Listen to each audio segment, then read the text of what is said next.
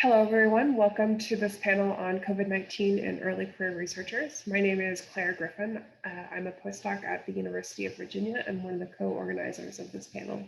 I'm Daryl Reno. I'm a postdoctoral associate in the STEM Transformation Institute at Florida International University. Our purpose in organizing this panel is to anticipate potential inequities in the geosciences that may arise due to COVID-19 and transparently provide actions that may be taken to support and aid members of our geoscience community. This panel will discuss issues and provide perspectives from throughout the academic landscape on how the short and long-term needs of geoscience early career scientists can be addressed. This section is part of our pre-recorded panel, but please be sure to join our live Q&A with the panelists on December 17th at 1:20 to 1:50 p.m. Eastern or 11:20 to 11:50 p.m. Pacific. We're very excited to have these panelists with us. We have a great group. They represent both early career scientists and the senior scientists who can speak to the role of institutions in supporting early career scientists during and after the pandemic.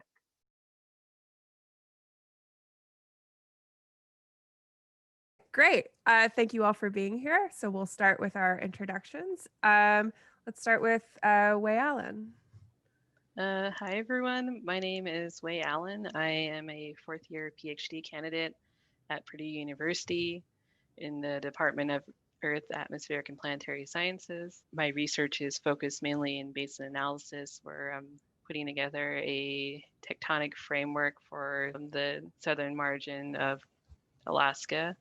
And I'm looking at long-term tectonics and looking at the record of that within sedimentary basins. Thank you. Antoinette? Hello, everyone. My name is Antoinette Abeyta. I am an assistant professor at the University of New Mexico Gallup, which is a 2-year community college that primarily serves Indigenous populations. I study how to make science more inclusive for individuals who may not typically be represented or historically excluded out of the sciences. And I also study sediment transport and sediment dynamics. And I'm also a mother. Meenakshi?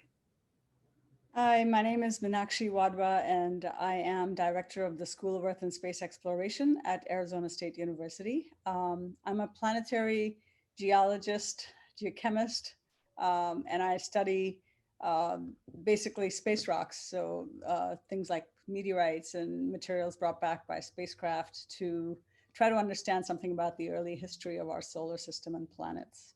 The first question is for Wai. Have there been unique difficulties as you have come closer to finishing your PhD requirements related to COVID-19?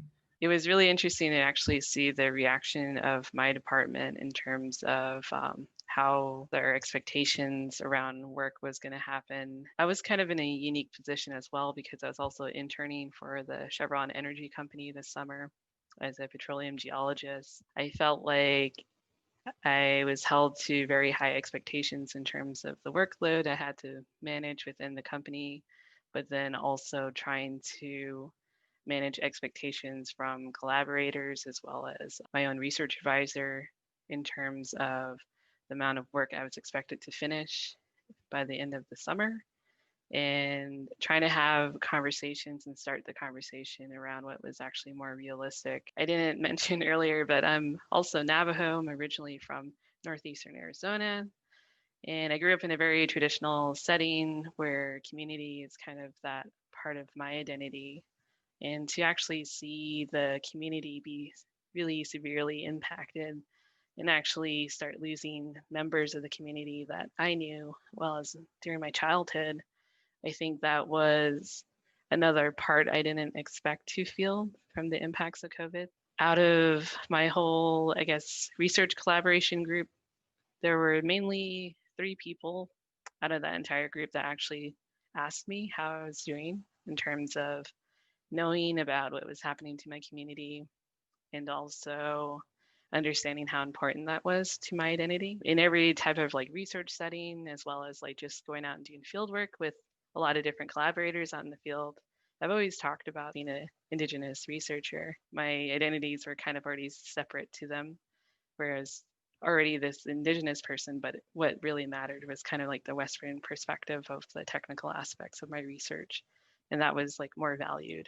It felt like I kind of felt like I was being treated in the same way within my department. Outside of my research advisor, no one from my department actually tried to reach out to me, or even my roommate, who is also Indigenous, to see how we were doing in a general sense and be very genuine about it and authentic. And I think that was something that was really, I guess, like observant for me, especially in the light of what happened with the incident with George Floyd, and seeing departments really reacting very strongly to that in terms of a lot of statements, the redesign of websites, the creation of a bunch of committees, but it was still that it never really felt as authentic to me, because it was that I was going through these experiences, but it was like the department kind of missed that, seeing me as being like essentially a human being within the department who has experienced a lot of different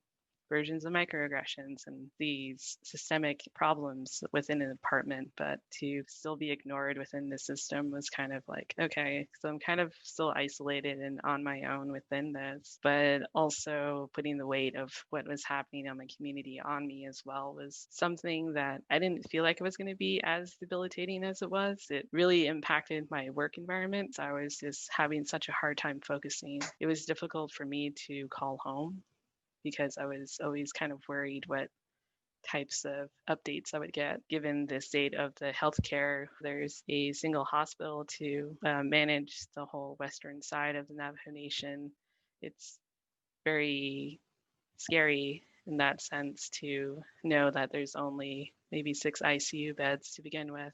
In the long-term impact, I started to really question what I was doing was really worth it in the end. I had dedicated so much of my life to doing this research. It was like I gave so much to this research and poured myself into this in terms of my enthusiasm and like my dedication to it. The end goal for me has always been to be able to use these experiences to help my community. But there's that part of COVID where there's a chance that my community won't be there by the time I'm finished. I think having more resources in terms of helping with mental health, or at least being genuine about how you treat students that are within the margins of the community. In terms of resources that became more important to me, became actually looking to conferences that were non-discipline specific, such as SACNAS, the Society of Advancement for Chicanas and Native Americans, as well as ACES, the American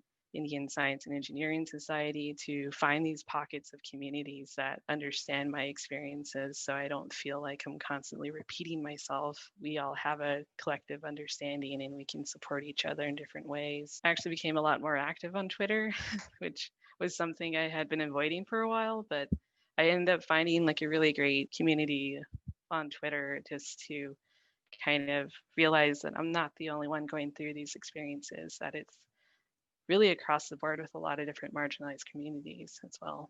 Thank you for sharing that. That's I can't imagine how hard that must have been. And I'm thank you for sharing that. I was wondering if you had thoughts about how, if you felt like you had a more of a community of shared experience in your department, would that have helped with some of these issues, feeling isolated from your community back home? And that. I think in some cases it would help, but I think one thing that really stands out to me after my graduate experience is kind of the overall climate that's created within the department itself. A lot has been focused now on equity, diversity, and inclusion, but I really want to see it be reflected within the faculty itself, that the faculty is a lot more dedicated into creating these spaces. And there were a lot of really good talks at GSA where individuals had kind of talked about what they were able to do and kind of how they leverage their different positions, mainly recognizing the amount of privilege that all of us have within their spaces that we're occupying within departments. Once you recognize that privilege, it's kind of figuring out the web that connects all of the faculty within the department and who actually has these pieces of power within it, and who's actually making decisions on who's hired, and how do people get assigned to certain committees, and how do you actually make your voice more vocal and actually create change. It shouldn't be just on graduate students to do that extra work, but I think there has to be this part of the faculty that has to really commit to creating that climate of change. I've met a lot of other individuals who do the same type of general research work that I do that are also within the marginalized communities. It was interesting to actually see a lot of my friends from these groups actually leave academia to do more industry type of focused jobs in their own institutions. It always seems like it was the climate that it really affected those individuals' like experiences, and kind of this overwhelming part of it that we're not welcomed here. We're so marginalized that no one can understand how to support us in a way or even know where to start. And it's just missing that kind of extra effort to kind of understand of our experiences, because there's a lot of published work out there and that documents a lot of experiences of individuals. Our experiences are so, I guess, collective and so shared that there's that type of knowledge out there that even as faculty within the research community, still unwilling to kind of recognize, to actually read a little bit more into that, because we're so discipline specific that there's no room for that type of, I guess, shared experience part of it. It would be nice to have a greater community to have more support like that. But I think I've always been looking for more authenticity from individuals when it comes to sharing different parts of myself, either my research or my own personal identity. That's what I just like really want to see, is like more honesty. I really want to see individuals actually commit to making those types of leaps, to be able to admit that they're wrong about the way they're thinking, or maybe there's like more homework they need to do to kind of continue the conversation with me, instead of really just shutting down or just pushing my own experiences to the side. That's like, oh, like you're just like a complaining graduate student. How do you actually protect graduate students that do have complaints to file? Because we're already a marginalized community. So if we actually speak out, you could probably figure out which one of us that started saying that within like a climate survey. So how do you actually protect those individuals without further marginalize their voices? I think is something that people need to kind of figure out, because once you already say that, oh, we can't put your opinions into this survey because there's only 2 of you or 3 of you in this department, this erases your experiences and your overall voice of what really matters. And if you're trying to increase the representation of these marginalized folks, then you're not doing that great of a job if you're already erasing our voices of what the experience is like from our perspective. Thank you, Wai. I think that's a good jumping off point to start talking about what the experience of this has been like for faculty. Antoinette, would you be willing to talk about what unexpected challenges have you and your academic peers experienced as you prepared for promotion, tenure, or yearly evaluations? So I actually filed for my tenure dossier in the midst of a pandemic and an ongoing childcare crisis.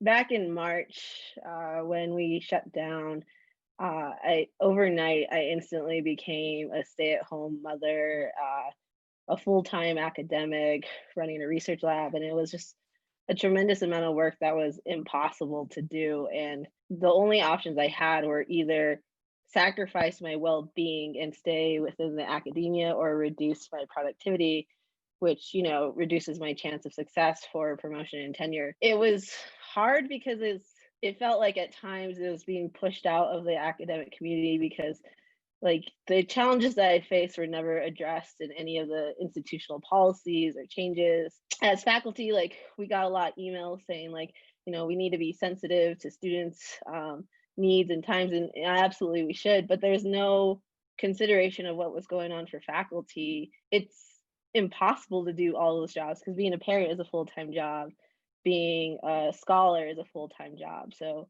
I had to pick one. And through the promotion process, I think the most challenging part was the things that I valued the most. Who was I supporting? Who whose communities was I trying to uplift. Those things were not valued. It was more of just a meritocracy of like, did you get a paper out? That's all that really mattered at the end. You know, when you're putting everything together in the midst of all of this, it's just that the context of what I was going through and the context of the whole situation and goals that I was trying to achieve were not things that were being valued. Thank you. Your institution is in a very distinct part of the country. Have there been any sort of community pressures related to COVID-19 that have influenced how your institution has been responding and maybe some of the impacts for your students as well? We are at the Four Corners area. We sit adjacent to one of the largest Native American communities, the Navajo or Dene people, and the Zuni Pueblo, which have been decimated by the COVID-19 pandemic. And you can see the achievement gap widening in real time from the amount of disproportionate impact that's been placed on those communities. And so our institution has really valued being adjustable, being accommodating for those students. And you absolutely want to do that because you want to do everything you can to help those students achieve their goals and to provide a sense of normalcy, even in this time. It's exhausting for all of us to keep pretending like things are as normal as they can be. And there really hasn't been this acknowledgement of the overall collective stress and anxiety that is associated with this all. And I think as a community, we're collectively just struggling just to keep it together. Dr. Wadwa, we wanted to ask you this question. Have you seen any unexpectedly effective COVID-19 related institutional policies that have the potential to enhance the long-term well-being of the academic community, especially the geosciences? As director of a school, what I've been able to observe firsthand is that, of course, this pandemic has caused and is contributing to a lot of anxiety and stress among pretty much all of the members of our academic community. Everybody is affected to one degree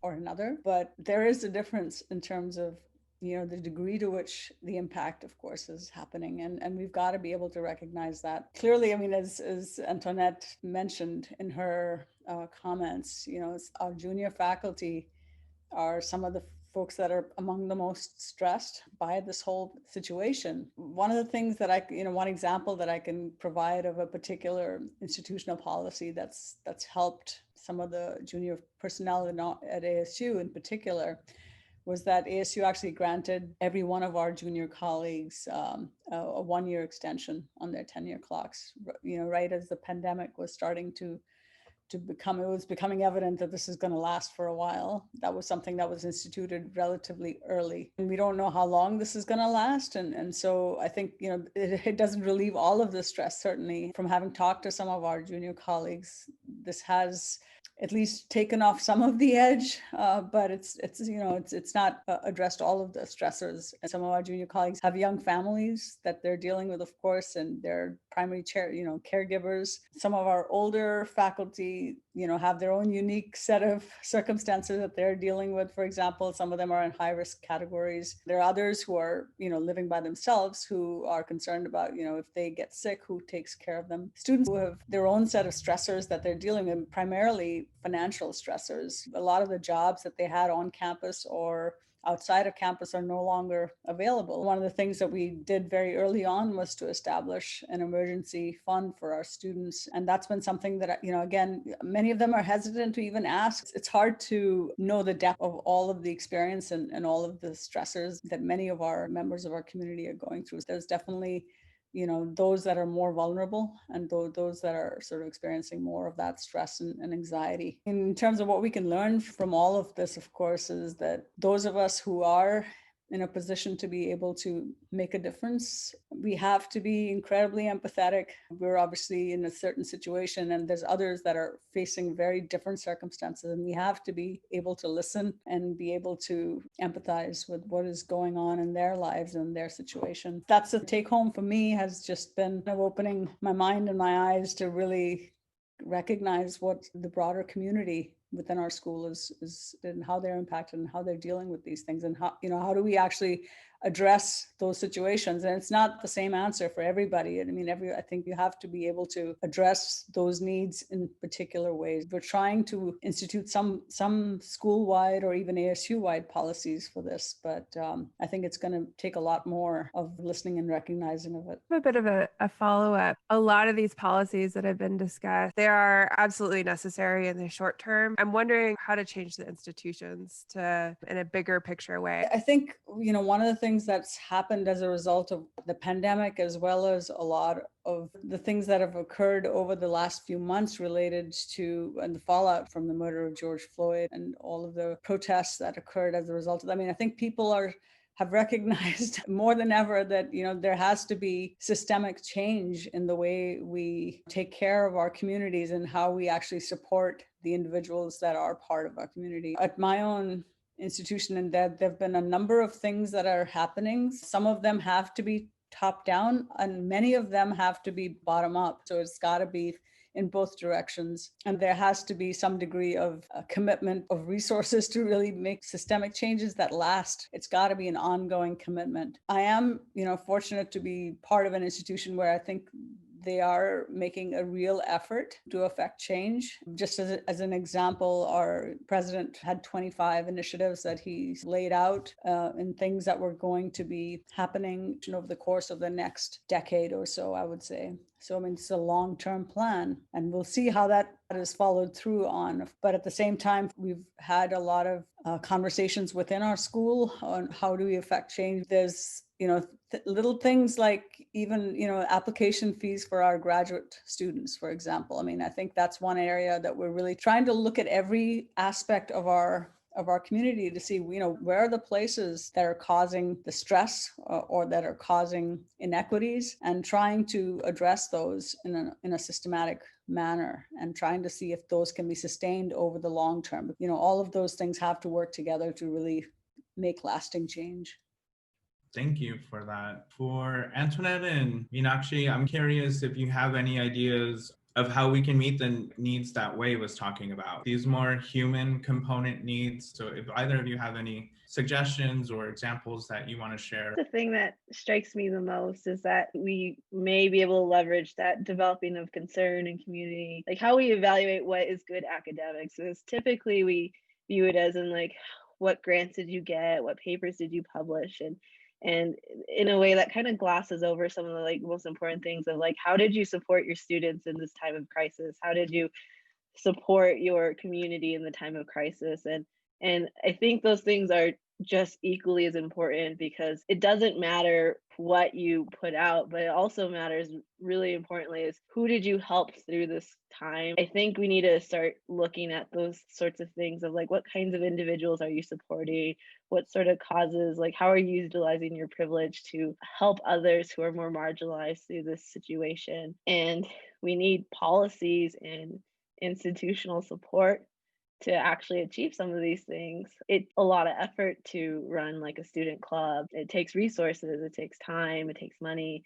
Those sorts of things need to be evaluated equally as important as getting a grant and writing a paper. We need institutions to buy into that. We need institutions to financially support those efforts. We need to holistically support our students. We need to holistically support our faculty. Not all of us have to take the same path. There's significant barriers for more individuals than others.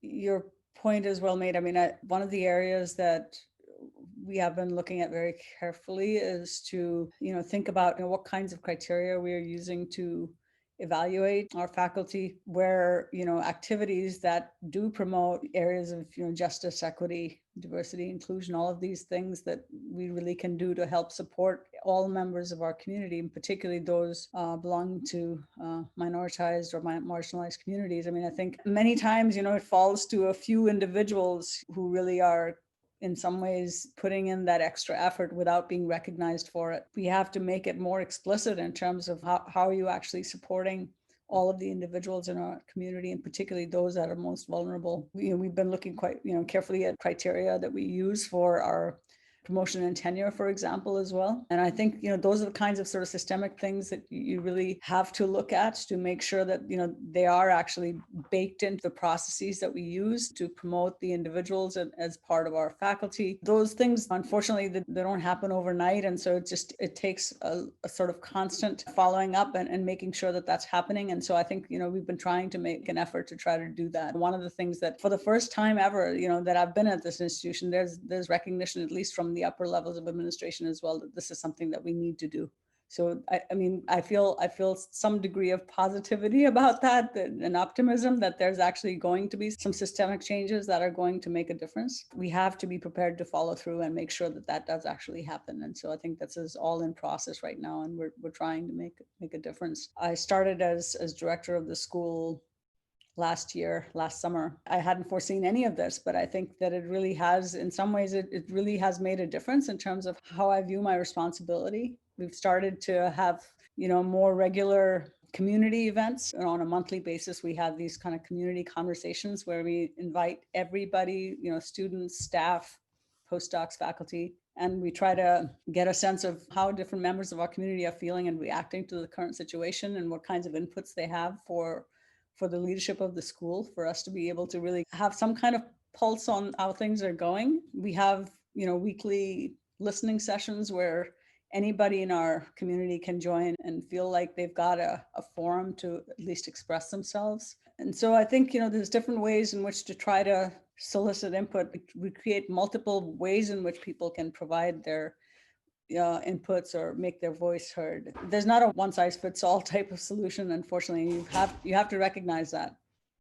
I think this has been a really interesting discussion, and it's great to hear about how you all are thinking about this intersection of COVID and diversity and inclusion issues that has been a big part of our community and our discussion as a whole. Are there any other questions or issues that anyone wants to bring up? The only thing that I would add is I found that, it's really been important, obviously, for me to have the family support that I do at home. My husband's been very, very supportive.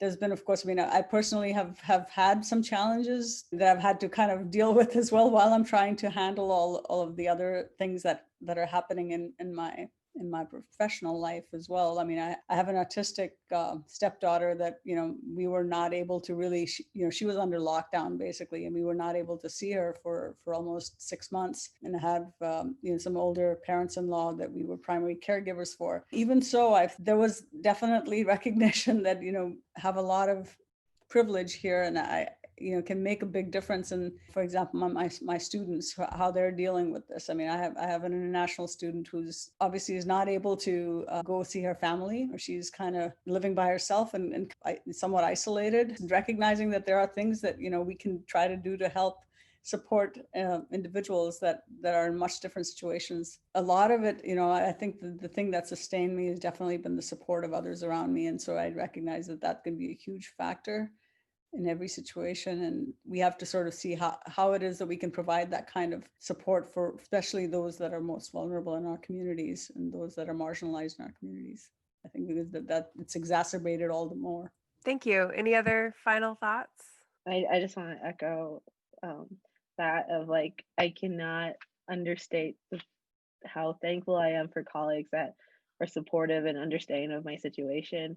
But I did want to say, the bare minimum thing that we can do right now is follow public health guidelines, stay at home, social distance, wash your hands, get your flu shot. I've seen and am currently seeing my community being decimated by COVID-19, and I want my community to still exist after COVID-19, and we should do all that we can to protect our communities. Thank you. Yes, that is a very, very good point. Thank you. Yeah, thank you all.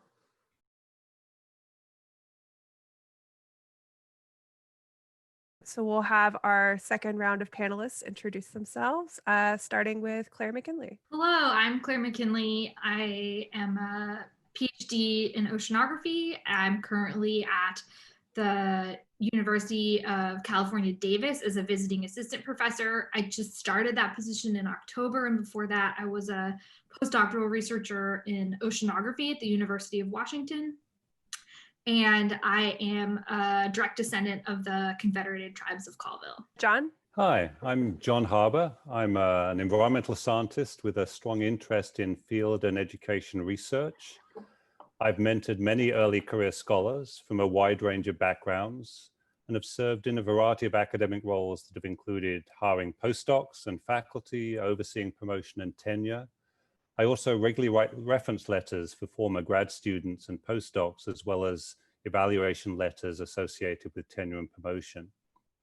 When COVID began, I was the provost at the University of Montana and served on the state group that helped develop the COVID plan blueprint for all of our universities and colleges in the state, balancing the needs of our students, faculty, staff, and communities. This included work with our faculty senate and faculty union on ways to adjust to the changing conditions in several ways, including grad student support, annual and P&T evaluations of faculty, as well as plans for remote instruction. It also included thinking about the fiscal uncertainty of our institutions. In August, I moved to provost at Purdue University Global, and Purdue University Global is the Purdue System's online university. It serves about 35,000 students, mostly working adults. The other angle I have on this is I co-direct an international research project focused on the paleoglaciology of the East Antarctic ice sheet that has several current grad students and postdocs in the US and Europe. And because of COVID, we moved to a virtual group meeting instead of our usual annual week-long group retreat to discuss results and work together on publication. So I've been dealing with COVID in a number of different ways and contexts. Thank you. Aisha? Hi, good afternoon, everyone. My name is Aisha Morris, and I'm a program director at the National Science Foundation. I've been here just over 2 years now, and I'm responsible for REU site programs and postdoctoral fellowship program, and a variety of other broadening participation activities that we really use to build the human capital that we need in the geosciences. I'm in the Division of Earth Sciences and the Directorate for Geosciences. And I am trained as I like to say, a planetary volcanologist. So I did my PhD in geology and geophysics, focusing on topographic and geomorphologic analyses of features on Earth and Mars. And I was formerly a postdoc at Syracuse University. And I, prior to this job, was running internship programs at UNAVCO, which is one of the NSF large facilities in Boulder, Colorado. Thank you all for being here. We really appreciate it. So we'll start off with a fairly broad question for Aisha. What considerations should proposals make within their project for accommodating for COVID-19 related impact? And are there any sources of funding that may help institutions provide resources for early career researchers impacted by COVID-19? So overall, many of you have probably seen on the NSF website that there is guidance for awardees and proposers who are looking to apply for funds from the National Science Foundation. So our guidance can be found under the document Frequently Asked Questions Relating to NSF's Implementation of OMB Memorandum M20-26 for NSF proposers and awardees and NSF Major Facility Cooperative Agreement recipients. So that document really lays out the different guidance that we have for folks who are looking to propose to get funds and also current awardees.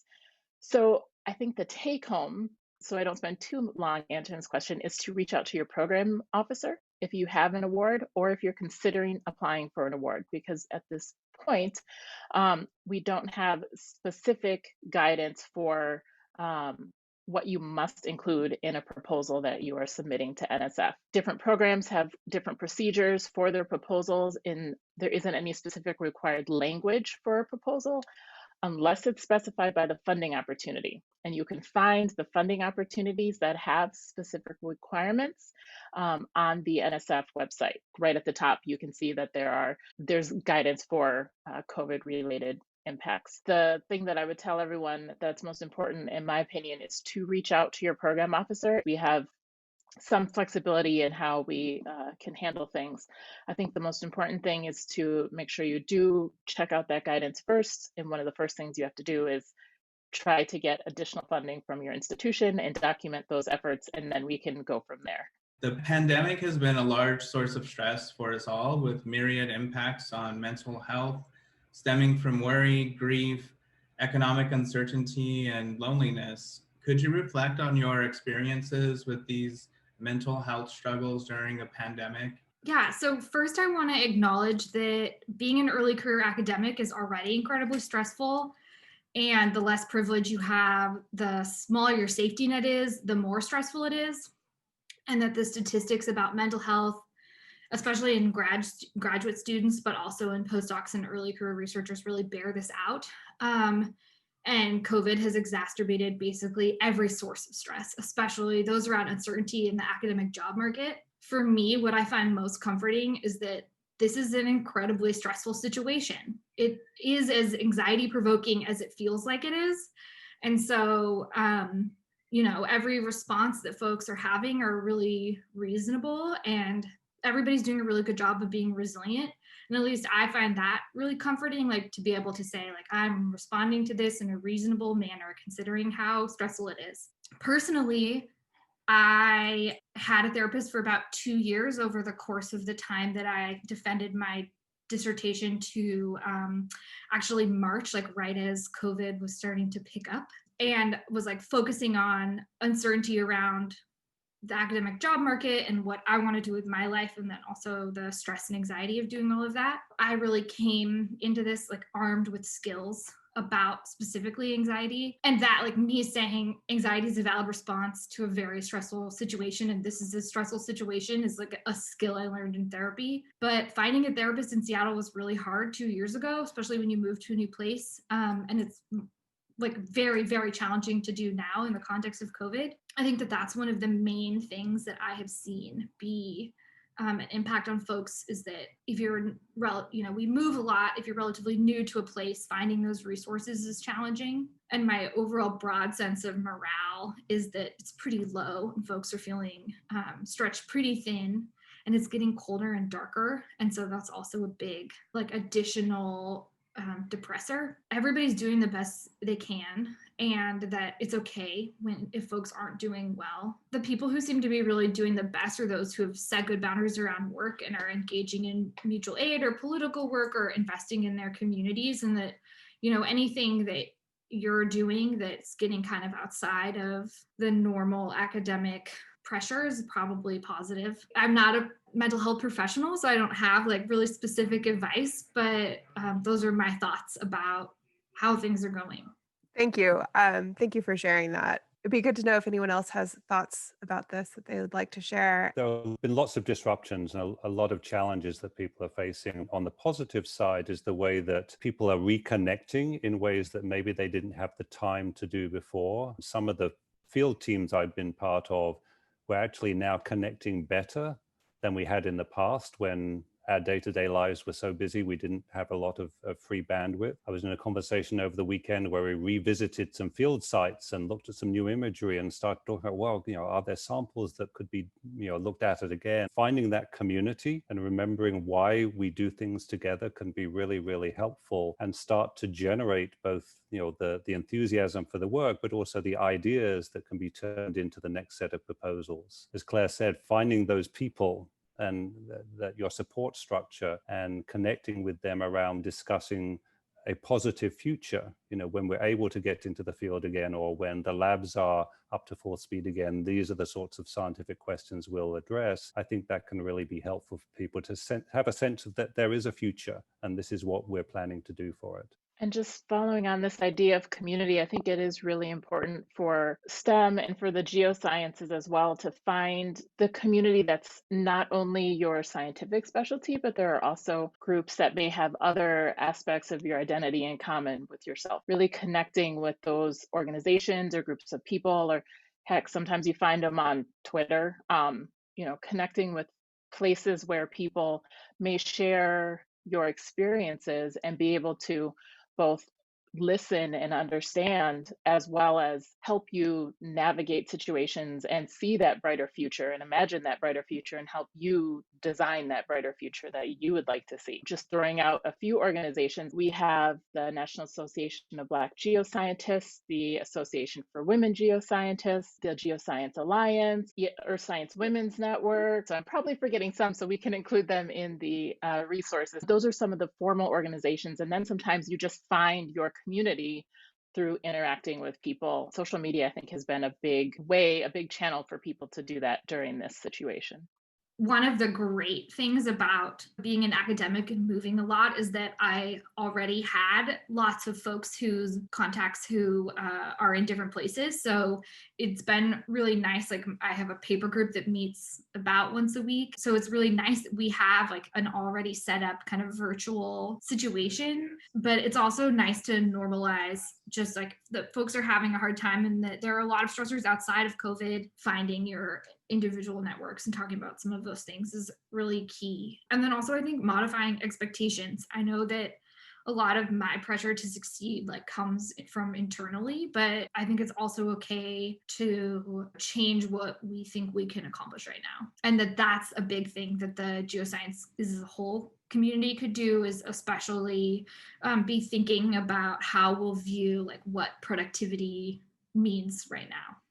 I spent a lot of time at the University of Montana with faculty and our faculty senate and the unions thinking about how do we make sure that early career academics are treated fairly, given the completely unusual situation of having to do remote instruction, not being able to get into labs and field sites, not be able to do interviews with people. Given the disruptions that are continuing, what are our processes and how do we make sure that those continue to be supportive of this group of early career academics? Although I absolutely understand there will be a lot of concern. There'll be a lot of worry and anxiety. The people who will be on those hiring committees and tenure and promotion committees and grant review committees have been thinking about this is a very different period. And so the expectations will be different. What we're all struggling to figure out is what are those expectations?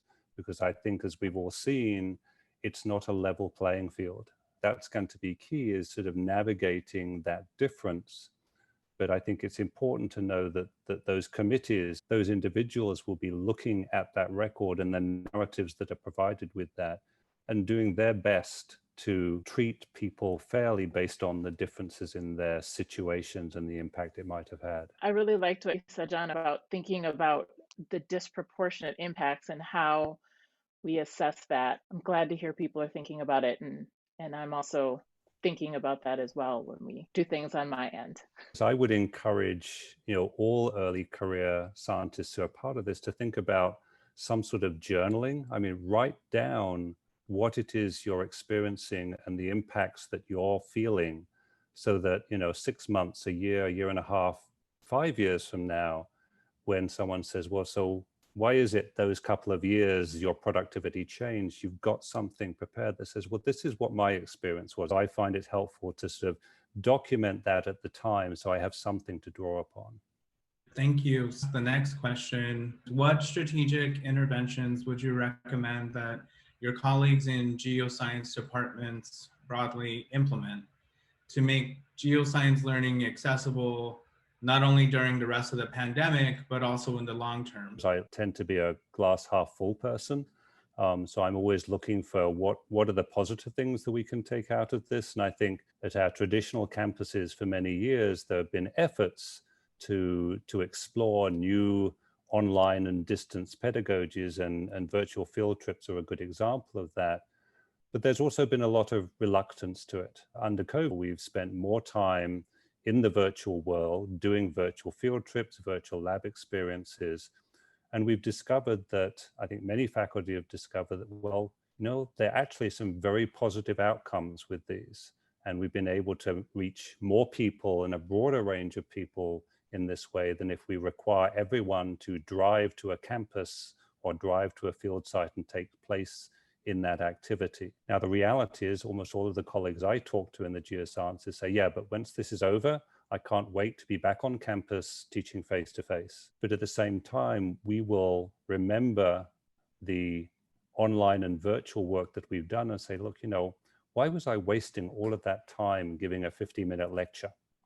That actually was bad pedagogy 10 years ago, but even more so now, people will realize that, a flipped classroom, experiential learning with a lot of the content online will actually be, I think, a more important part of the future moving forward than it would have been if we hadn't been going through our current move to remote learning. I just would like to add that I think this is a great opportunity for early career folks too, to be out in front of this shift, hopefully, toward better pedagogy and also really engaging a broader diversity of folks who can participate in the geosciences. That for years has been a field dominated, like in the field dominated discipline. Maybe it doesn't have to be. People are rethinking, do we have to make field camp mandatory to be a geoscientist when most of us do exactly what we've all been doing for the last 9 months, just sit in front of a computer? So I think it's something that early career folks might be able to really seize as an opportunity to learn about pedagogy and learn about teaching. The reality is that many traditional academics teach the way they do because that's what they experienced, not because of research on learning. And so if you're going to get into an exploration of online teaching and learning, go find some instructional designers, find your colleagues in the College of Education, Curriculum and Instruction, and work with them to develop that online expertise. And it will be highly attractive to potential employers who are going to have an expanding online portfolio as part of diversifying income streams for universities in the future. I think a lot of early career folks have that ambition of what you all are talking about, but especially if you end up at an R1 university, it doesn't feel like you're being evaluated on your teaching. Do you all have thoughts about how we can start to change those incentives a little bit to think more about making it enabling people to make these changes to the way they teach? Not being in academia per se, I don't necessarily have a position to do that, but we do have levers at NSF in terms of how we fund things and what we prioritize. And one of the things that we're doing right now is really trying to look at some of those, really with the focus on JEDI, but also teaching just the general, how are folks evaluated for promotion and tenure. And we have a current award that just got awarded from the Golden, so Geoscience Opportunities for Leadership and Diversity, Expanding the Network, that's really focused on looking at, okay, how are we evaluating people and how can we place value on the activities that people are doing? Those are the levers that we have, is really trying to fund the research that will inform good decision-making at the institutions. I think also really pushing for the change. The leadership needs to know that they're a shift in order to get the outcomes that they'd like to see might need to happen. I found the answer to this question extremely validating as a person who is more interested in teaching and mentorship being like in line with my long-term values. From my perspective, one thing that I'm seeing a lot is folks just aren't applying for R1 positions where those things won't be valued and evaluated. Something that's true of me. I'm not going to go to a job where research and grant money in the traditional sense is going to be valued over geoscience education. And having the evaluation system shift instead of having to shift what jobs I'm willing to do would be really, really nice. There, when you look at the jobs in universities across the United States, there's a small fraction of them at R1 universities and a huge number at non-R1 universities. There, that dedication to teaching, to boarding participation is valued very highly. The other change that I think is interesting to push for is we included language around the scholarship of teaching and learning, making very clear in tenure and promotion that one form of scholarship or form of research that was valued was the scholarship of disciplinary teaching and learning. So those of you who are engaged in thinking about how we broaden participation in the geosciences and are treating that as a scholarly activity, that is a recognized area of scholarship that in some universities now is clearly included in your tenure and promotion packages. There are ways of changing the top universities, and at the same time, there are many opportunities across the country at universities where the primary focus is teaching and learning. I think that's a fantastic point, and that was something else I was thinking about, is that you can speak with your feet and your talents and bring them to the places that value what you value. The other thing is that there is funding in discipline-based educational research scholarship, so keep that in mind. You can always take a look. DBER is in the Directorate for Education and Human Resources, but there are multiple different programs there that will fund scholarship on research on teaching. We've got different departments at NSF to fund different types of areas of focus. Having your field work or lab work interrupted can have huge impacts on your long-term career. So I was wondering, Claire, if that's been an issue for you and what your experiences might have been with that. There are lots of different parts of this question. I think a lot about the workbook for social changes list of characteristics of white supremacy culture and how culture of the academy, like perfectionism and paternalism and quantity over quality, and the idea that there's only one right way, trap us and force us to work past our capacity.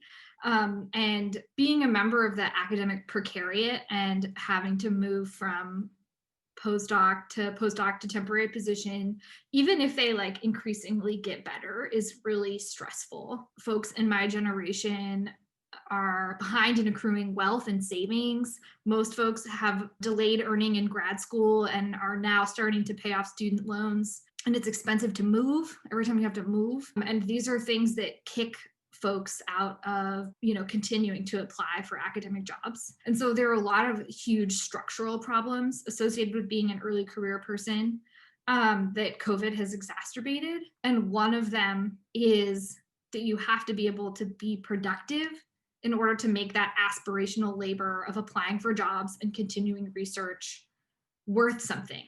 All of the unpaid work, the hours and hours of job applications, and continuing to work on research that are projects that are no longer paying your salary, only are worth it if you can get the next position. And as a postdoc, having a whole field season or a cruise canceled can significantly impact and alter the amount of work that you can produce, especially as a sediment geochemist or a lot of the kind of oceanography water folks who maybe sail on one big cruise every 2 or 3 years and then spend the rest of their time in the lab analyzing that data. There are a lot of folks who are like completely reworking what their plans were. And that's true of graduate students too. At UW, where I just was a postdoc, we have a very complicated hall pass system, which is great for contact tracing and safe, and definitely makes me feel comfortable going into the lab to work. But when you can only have one person in a room on a day, the amount of lab work that's getting done is really limited. We're just really having to change our ideas about what is enough data, what is like an adequate amount of work in order to write a publication. That's really challenging, especially because that's very opposite of kind of like the culture of what we're used to. It's been really challenging, and I think that people have been really creative about what they're doing, maybe working on old samples or really trying to maximize their time in the lab. We communicate a lot. Like I spent a lot of time like texting the other people in the rooms and being like, are the 15 mil centrifuge tubes in the lab you're in, and can you leave them outside my door for me? We'll see the ripples of this in our careers, and that there are a lot of cruises and projects that are probably just not going to be feasible to move or redo. Are there things that your institution or NSF are doing to help with these sort of bridging these gaps in research and field studies that might be occurring? At NSF, we're really trying to think creatively about how we can support early career folks. Several of the postdoc programs have put out Dear Colleague letters to help supplement to postdoc research fellowships. I know I keep saying contact your program officers, but one of the things we need to do is know what's going on in the community to know how we can help. It's really critical to know where those opportunities are and where those pain points are. It was already uncertain before. We really want to support the workforce and support people in pursuing the career trajectories that they'd like to pursue. I would like to hear from people, so especially early career folks, postdoc folks. please send me an email. I'm armorris@nsf.gov. And I think at the university level, it's the same thing, that the administration, the professors that you work with are trying to think through how do we get additional funding or extended funding, or if we weren't able to go on the cruise this year, we've saved that travel money. Is there a way we can use that for something when it's possible to do field work, or is there local field work that we can do where that travel is actually possible? People are looking for creative solutions to allow not exactly what you plan to do to happen, because that's not possible. What is it that can be done that is productive, and how do we extend timelines so that there is time to deal with the challenges and then get some significant work done that helps, move the science ahead, but also move the careers ahead of early career folk. I'm concerned about those opportunities, and then as we extend those postdocs, that slows down the next generation coming into those. So that I think the domino effect, the knock-on effects will be quite large. And so we've got to be thinking